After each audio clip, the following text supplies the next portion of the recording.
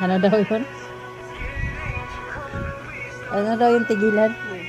Tigilan mo na yung kahihiling ng inner child mo. Wala ka ng pera. Inner ano?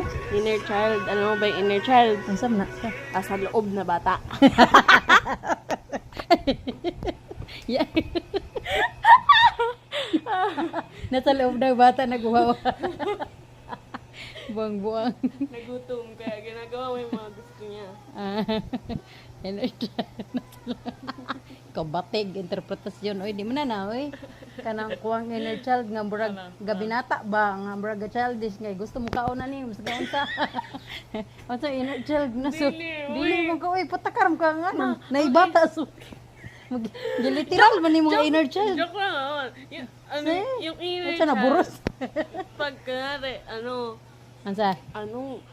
di ba, matanda ka na. Oh, gani.